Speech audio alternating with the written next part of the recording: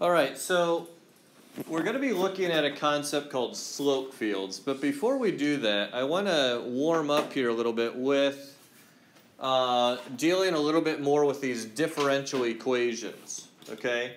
We have here a differential equation of y double prime equal or minus y equals 0. Okay?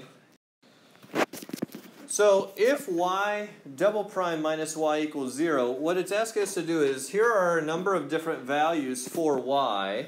Tell whether or not they are solutions to this equation. Okay? Now, one thing that might be helpful, so to test each of these, the first thing I'm going to do actually is work a little bit with my differential equation. Okay? Just to simplify a little bit here, if I add y to both sides, what I'm really trying to say is that the second derivative is going to be equal to the original function. Okay, so y double prime would equal y. Okay, now, in order to do this, for each of these choices here, A, B, and C, we're going to find what y double prime is. And hopefully we end up with the original thing here. So, going through these one at a time, what would y prime be if y equals sine of x? Cosine. Cosine x, good. And what would y double prime be?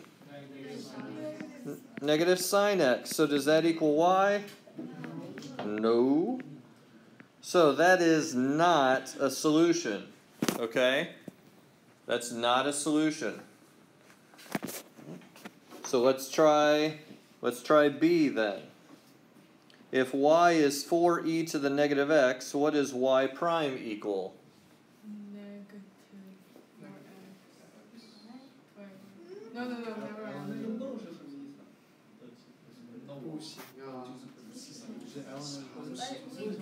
Huh? Wait, isn't it 4e? Yeah, we did it. What is it? 4e, isn't it just like...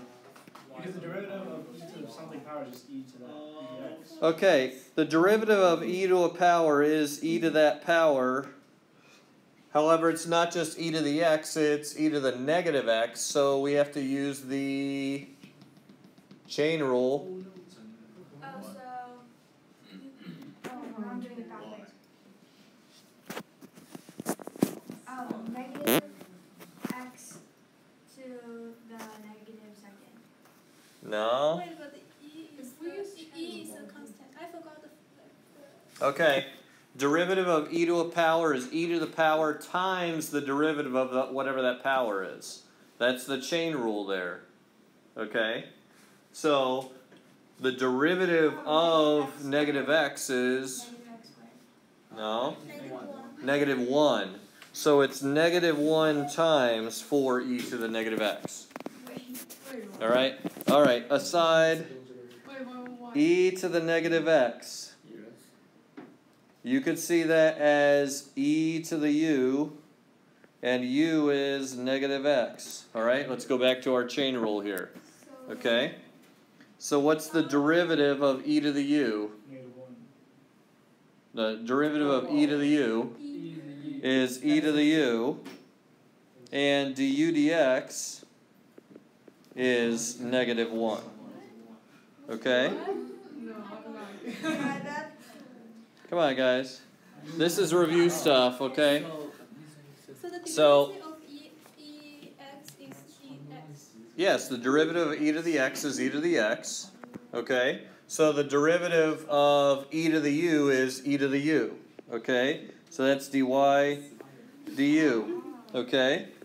So now if I want to do dy dx, it's e to the u, which u is a negative x, times du dx. So negative 1 e to the negative x. Alright? So that's our chain rule with the exponential. Okay? Now, multiplying by a constant of 4 makes no difference other than our answer is simply multiplied by 4. Okay?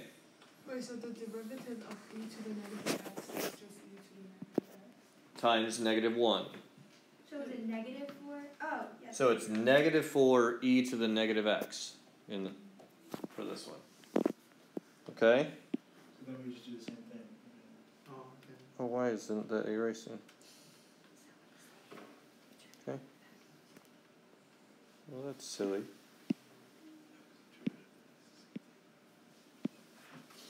Okay, I don't know why it won't let me erase. Okay, so now we've got that worked out. Let's do the second derivative. Okay, y double prime is The same. Oh, he's saying the same? What do you mean the same? because Four. you take the negative of the power to in front of 4, then they cancel out the negative sign. Very good. Negative 4e to the negative x, but then you multiply by negative 1, so it's positive. And that is the same as y. So this is a solution. Yes, this is a solution of that differential equation, because the second derivative ended up being the same as the first derivative. Okay? Alright, so some more practice here with the e. Okay? If y is the constant c times e to the x, what's y prime? C, E, the X. Yeah, c times e to the x. I thought we just said we have to put the negative. Well, why did we have to put a negative? Because they have to look at the exponent. Because it was a negative x, so we had to multiply by the derivative of the exponent. What's the derivative of this exponent? 1. It's just a positive 1. Okay? So yeah, our first derivative is c e to the x. What's the second derivative? C e to the x, okay? So is that the same as the original function? Yeah. So, yes, this is a solution as well. Okay? So that is how we can determine whether or not a function is a solution to a differential equation. We find out what this is, we plug it in and see if it comes out true. Alright? Now, this takes us to kind of the next step, and that is finding a particular solution. Now, in our previous lesson, we found a particular solution for an integral because we did the antiderivative and we had that plus c. But then we said, okay, we know a point on that antiderivative, so we can plug in the x and y and figure out exactly what c has to equal. Alright, so we found a particular solution for that. We can do the same thing here. We have the differential equation xy prime minus 3y equals 0. Okay? And it's saying, first of all, we need to verify that y equals cx cubed is a solution. Alright, so just like what we did in the previous thing here, we're going to plug values in and see if it comes out, in this case, to equal 0. Alright, so the first thing we need, x is just x. I know y is x to the third. So I need to figure out what y prime is. What is y prime here? 3cx to x squared. Good, 3cx squared. Okay, 3cx squared.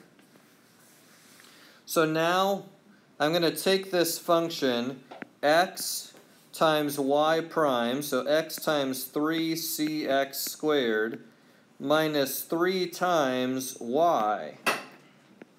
Okay? Well, I know y is cx cubed. Alright, so now I know this is a minus 3cx cubed. And x times 3cx squared is 3cx cubed. So, of course, that does equal 0. Therefore, I just proved this is a solution to the differential equation. Alright, does that make sense? Yeah. Okay. So the next part here is find the particular solution. Find the particular solution if the initial condition y equals 2 when x equals negative 3. Okay? this is just telling us that the point negative 3, 2 is on the graph of y. Okay? So, since we know this is true, and I have this equation, okay, I need to plug it in. Okay, so y prime is going to be 3c times x squared. Well, x is a negative 3 squared, so that's a positive 9 times 3. That's going to be a 27c. Okay? So I just plugged that in. 27c is my y prime. I know y is 2, I know x is negative 3. So xy prime minus 3y equals 0 becomes negative 3 times 27c minus 3 times 2. And that's going to equal 0. Notice I just plugged in the x coordinate, the y prime I just found, and the y coordinate. But why you don't just plug y and x into the y equals to cx cubed?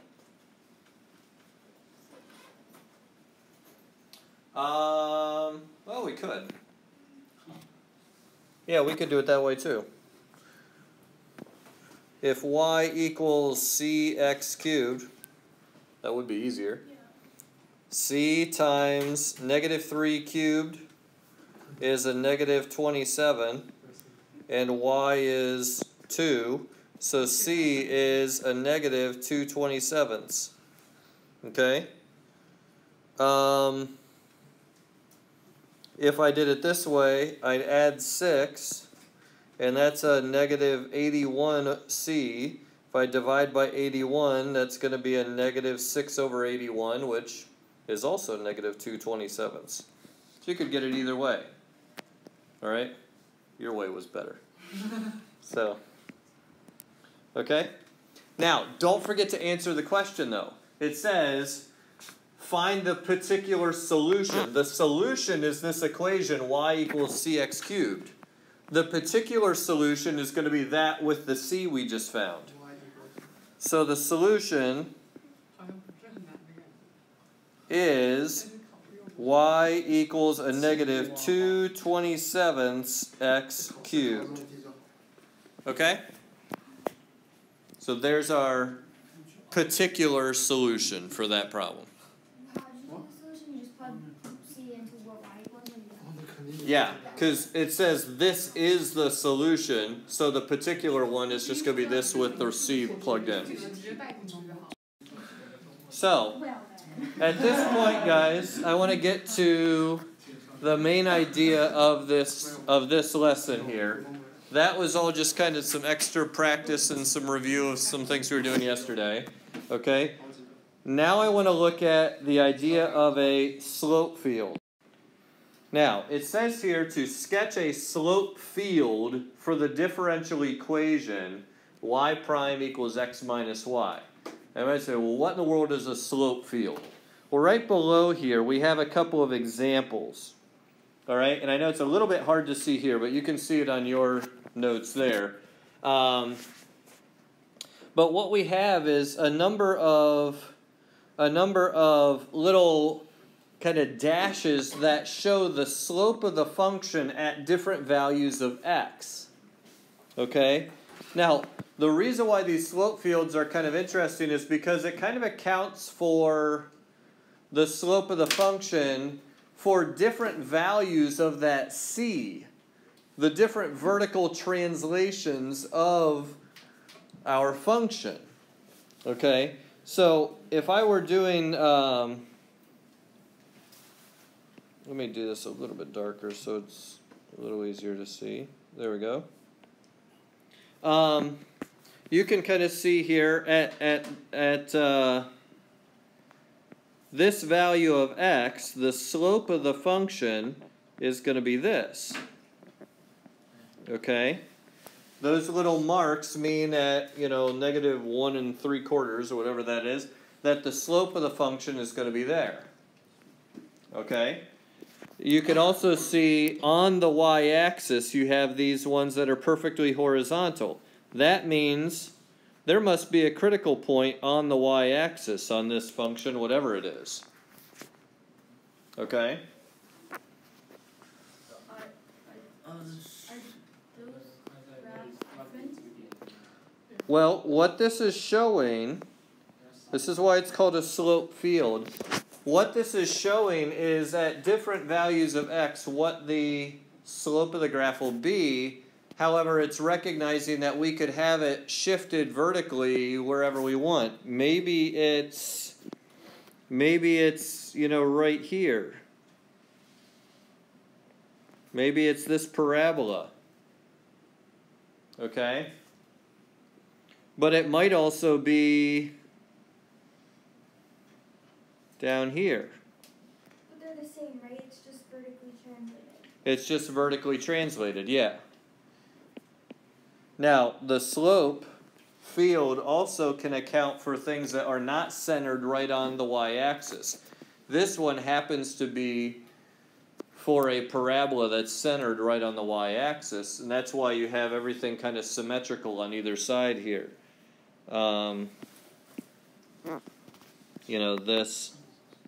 These ones right here are kind of the opposites of the ones on the other side. Okay. And you can kind of see it. If you use these little dashes to kind of connect the dots, you can kind of see what this looks like. All right. If you kind of look at them in layers and see kind of which one is leading to the next one. You know, this one kind of leads to the next one, leads to one down there. You can kind of see the parabola there. Okay. Now, we'll get back to these in a second here, but I want to show you this first part here, sketching a slope field for the differential equation for these three specific points. Now notice, since we're told three specific points, we're only going to have three of these little slashes on there. We don't have to do an entire graph full of them. We just want the ones at these 3 points. Okay, so our first one here, we have -1, 1. Okay, well, this says that y prime is the x-coordinate minus the y-coordinate. So that's going to be -1 minus 1, which is -2. So we come over here to the point -1, 1, and we're going to put a little slash on there that has a slope approximately at -2. You say, well, how do you tell? Well, you wouldn't necessarily draw this, but in your mind's eye, you're kind of visualizing, okay, down 2 and over 1 would put me going this direction. So the slash that I'm going to draw is going to look like that. That's going to have a slope of -1. Now, I'm not going to leave these here, or else this is going to be a mess real fast. But that has a slope of about -2 there. Does that make sense? You draw them like that? If it is No, in this case, it just said to do it at the point -1, 1. Okay? Is to the direction should change to upward, right? Yes, yes.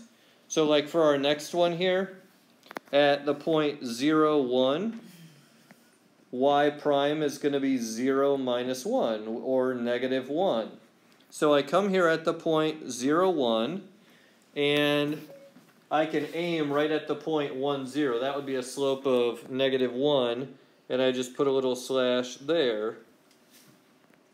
Okay, so you'll notice I can see the change as I go from -1 over here to 0. It's leveling off a little bit. Okay? And then finally I could do the same thing here for 1, 1. Y prime is 1 minus 1, which is 0. So at the point 1, 1, it's going to be perfectly horizontal. So I just put a little horizontal slash there. Okay? Is there any vertical chance? The only way it would be vertical is if I plugged in that point and I got something undefined. which in this case nothing is going to do that, but I guess that might be possible. So maybe x minus 1 over x. Something like Yeah, if you had something like that and you were trying to do it at x equals 0, then yeah, you'd have a vertical asymptote there. That's kind of what that would show. Okay. All right, so that's one slope field, okay, for 3 specific points. Another thing that we can do is identify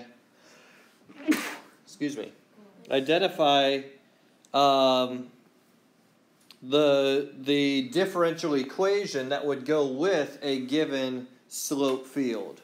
Okay? Now, the easiest way to do this, and I will say this is kind of the thing that I've seen in a few cases on like actual AP exams, is you'll have something like this. Now, they typically won't have 3 to match with 3, but they'll give you one differential equation and say, hey, which of these slope fields goes with that differential equation? Or they'll do it the other way. They'll give you one slope field and a few equations. Which of these equations does this slope field represent? So this type of a thing is something that you might see in May. But the easiest way to handle these really is to look at the horizontals, the ones where the slope is 0. And in this case, we see these horizontals right here. Okay? And what we're going to do to help us try to figure this out is we're going to pick a point where the slope is 0. So for example, I could pick, if I wanted, the point 0, -2. Okay? Now, at the point 0, -2, what should y prime equal? -2. No. 0. It should be 0. Because look at the little slash there. It's horizontal, right? But on the top is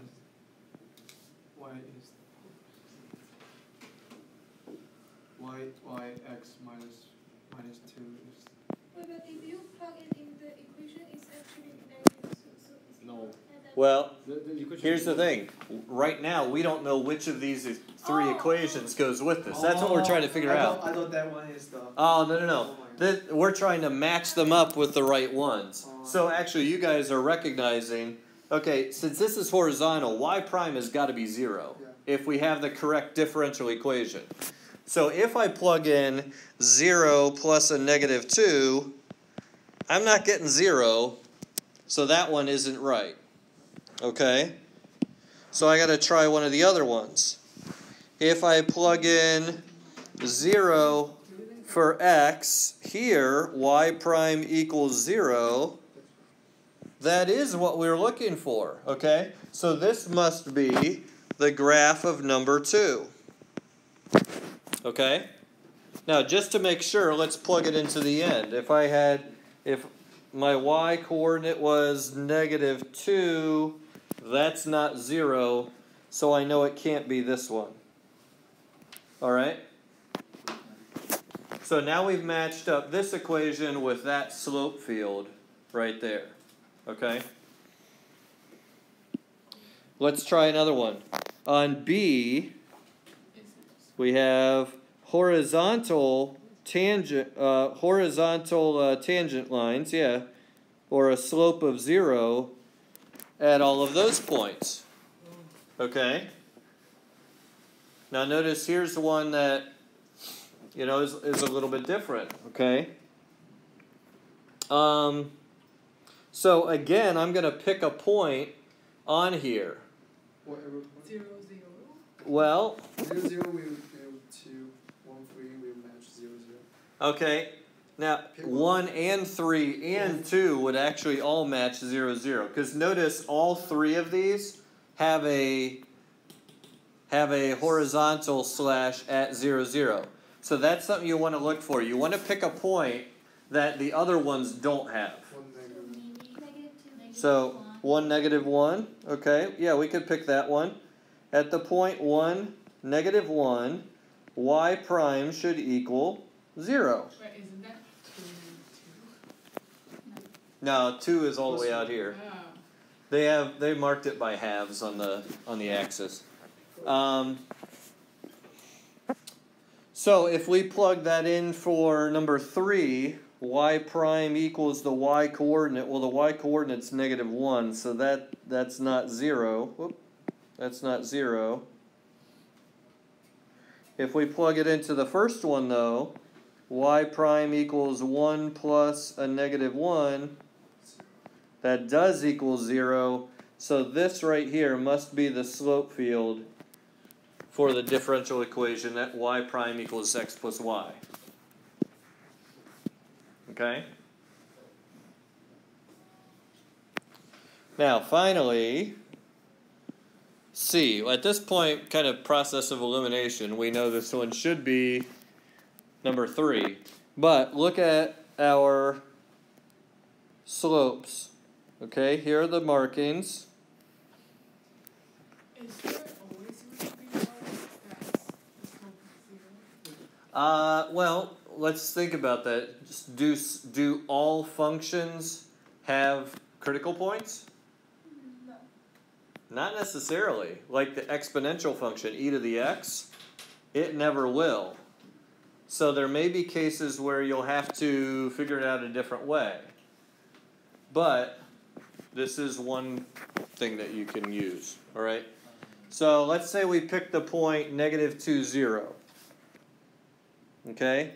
Here's negative 2, 0. At that point, y prime should equal 0. And as you can see here, the y coordinate is 0, so it does work.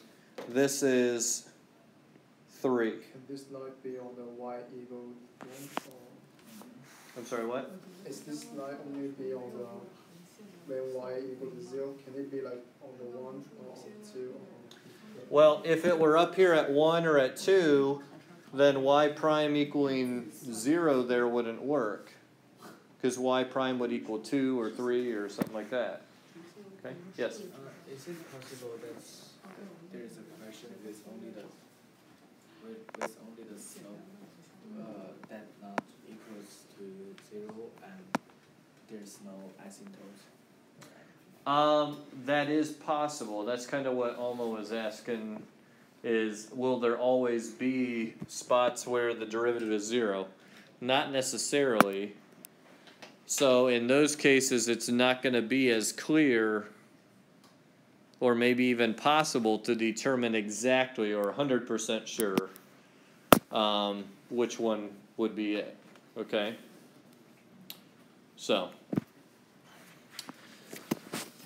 All right, so our last example here, they've actually done all the work, a lot of the work for us, which is kind of nice, all right? We've been given a whole bunch of points here, and we're going to sketch a slope field for this differential equation, y prime equals 2x plus y. We're going to sketch a slope field for that at all of these points, negative 2, negative 1, negative 2, positive 1, negative 1, negative 1, negative 1, positive 1, and so on. So if we put all these points on here, it's going to be at 10 different points. Oop, that's too low.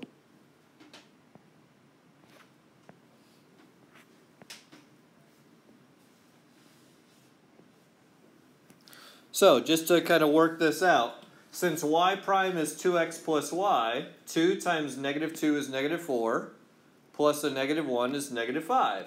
So over here at the point negative 2, negative 1, that's this bottom left point here, I need to make a little slash that has a slope of about negative 5. This is where you're just kind of approximating a little bit, okay? So a slope of negative 5 is pretty steep downward, so we're going to make it go kind of like that. Okay? You just kind of do the best you can. As long as you keep everything kind of relative to each other, it'll work. For example, on the next one, the point -2, +1 up here, -2 times 2 is -4, plus 1 is -3. So while this was -5, up here it shouldn't be the same, it should be a little bit less steep. Okay, so it should be maybe like that for a slope of -3. Okay, they're really, really close, but not exact. Okay? Then you're going through each of these points. At -1, -1, we also have a slope of -3. So this is where I said if you keep them relative to each other, you'll get the idea. So if that's a -3 up here, I'm going to make this one parallel to that the best I can. Alright, so there's that -3 slope. Then I'm at -1, +1. Well, that has a slope of -1. So now I should be aiming right at the origin. If I kept going, I should hit the origin. Okay, so there's my -1 slope. The next point at 0, -1 also has a slope of -1. Okay? Then at 0, +1, we have a slope of +1. You can see here, somewhere in here, we're making a turn from decreasing to increasing. Okay? Decreasing to increasing.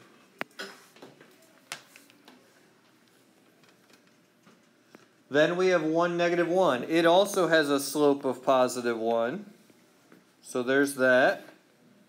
At 1, +1, it has a slope of 3, so that one should be steeper again, like this.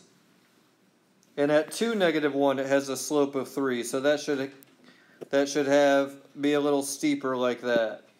And then at 2, 1, it has a slope of 5 again, so it should be really steep, like this. Okay? So you can kind of see what's going on here. Okay? And you can also see kind of a pattern. All right, this and this had the same slope. Okay, this and this had the same slope. This and this had the same slope. So wherever our function happens to be, the turning point is either between these or somewhere between, you know, if we were to draw kind of a line through here, wherever our function happened to be, the turning point would be between those two kind of paths. All right, does that make sense? Yeah. When you're drawing like a specific function, you go along horizontally, right? You would go like left to right, just kind of following. Yeah, like you want the slope to hit the points horizontally for each function. Well, that's the thing. We're not necessarily going to hit these specific points that we just graphed. Okay? And just as an example here, if I had the point 1, 1. So it's going to be those slopes at those points? Yeah, at that kind of horizontal path. All right, so think of it kind of this way. If I connected the ones that had the same slopes like that, and let's say I want this to go through the point 1, 1. All right, well, here's 1, 1. So I know at that point it's going to have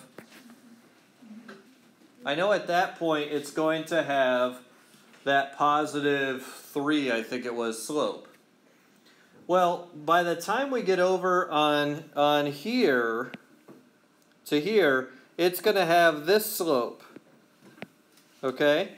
So if we kept drawing this, it should level off a little bit so that right here the slope is the same as there and there. Does that make sense? You're kind of splitting the difference there. And then, by the time we get over to the next pink line, it should be on its way up, which means our minimum point actually is going to occur somewhere in here, okay, in order to be able to get there. And then by the time we get over here, it should have a much steeper slope, okay? So you can kind of see what that looks like. Okay? But if you kind of look for those ones that are the same, that'll kind of help you gauge what the slope should be, or where it should be, that slope kind of between them. Okay? That can be helpful there. Okay? So, basically these last two things that we just did, either identifying which differential equation goes with which slope field, or here's a slope field, here's a point, sketch the graph going through that point. Those are the two main things that you're going to be asked to do with these slope fields. Okay?